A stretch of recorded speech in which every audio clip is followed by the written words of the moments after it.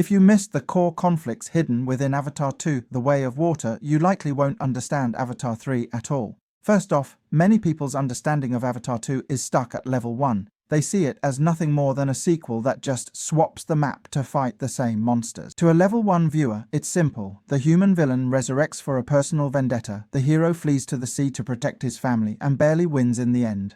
People marvel at the effects. The water is so clear, the Tulkun are so pitiful. At this level, the movie is just a visually top-tier sci-fi action popcorn flick, with a scope that seems even smaller than the first one. Those with a level 2 understanding will realize that this change of scenery is actually an allegory for the cruel slaughter of whales and dolphins by humans. If you've reached this layer, your comprehension is already ahead of 90% of the audience. But what I want to discuss today is the level 3 understanding. If the goal was merely to hunt whales, why send a general?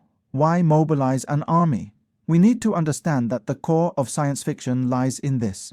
A key technology leads to a completely different outcome. If it's just retelling an old story against a new backdrop, that's not sci-fi. The true core of Avatar 2 lies in its quiet introduction of 3 types of immortality.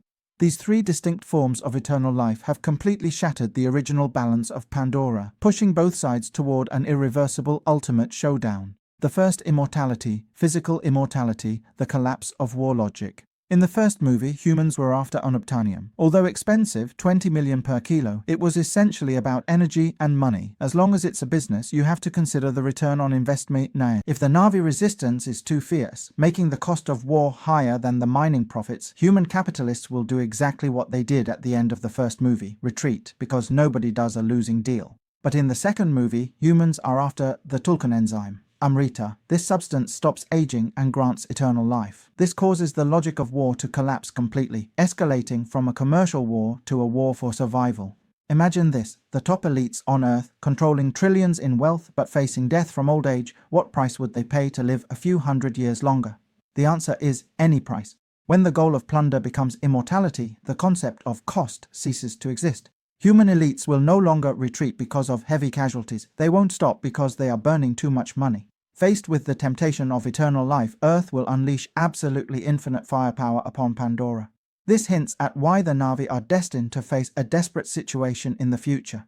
In the first movie, they faced miners and mercenaries who wanted to make money, hurt them, and they run. From the second movie on, with the Immortality Serum, they face Earth's elites who have gone mad with the desire to survive. These elites might even use Earth's ecological collapse as an excuse to coerce all of humanity into a death match with Pandora. Because of the Immortality Serum, they only want to occupy Pandora. They have zero motivation to fix Earth. This isn't a skirmish over some rocks. It is a zero-sum game between 2 civilizations fighting for the right to exist. The second immortality, Clonal immortality, a tactical game changer. This is the setting most easily overlooked by the audience, but it has the biggest tactical impact.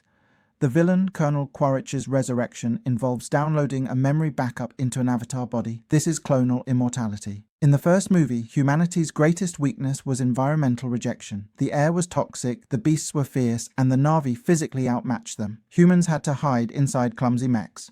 But in the second movie, Quaritch's squad became blue-skinned people.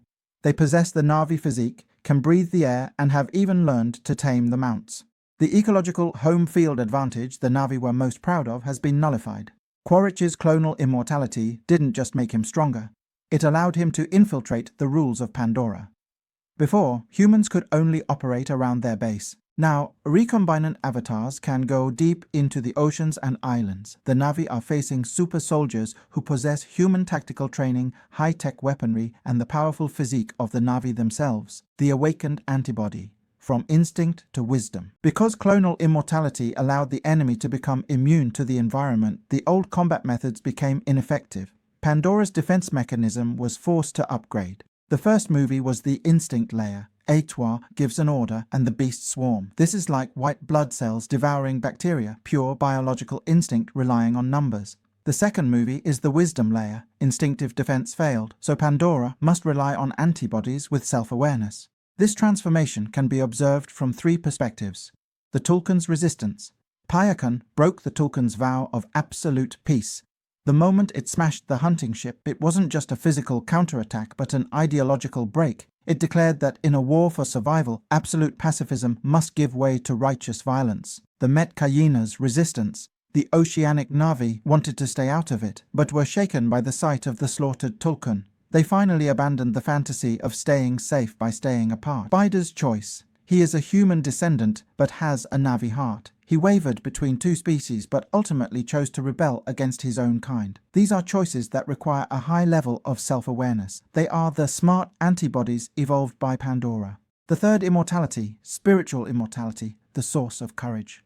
In the movie, Kiri connects with Eywa and Jake sees his dead eldest son through the spirit tree. On Pandora, memories are uploaded to Eywa's neural network. Death is not an end, but a return. This is the immortality unique to the Na'vi. Humans pursue physical immortality or consciousness backups essentially out of a fear of death. This fear makes them greedy and cruel. But the Na'vi, possessing Eywa, know that the soul is eternal. When death is no longer a void of nothingness but a warm return, bravery is no longer just a slogan, it becomes a rational choice. Facing the insane attacks launched by humans just to survive, the Na'vi show a fearlessness that transcends life and death because they know that even if the body perishes, their consciousness will remain with their ancestors forever in the embrace of Eywa. This active choice by Pandora's intelligent beings, based on their faith, temporarily repelled the humans in the second movie. But a temporary victory is not the end. With the temptation of the immortality serum and the collapse of Earth's ecology, the two planets are destined to face an ultimate war where neither side will rest until the other is destroyed. This is Uncle Popcorn. If you enjoyed this deep dive, please make sure to like and subscribe. Your support means the world to me. See you in the next one.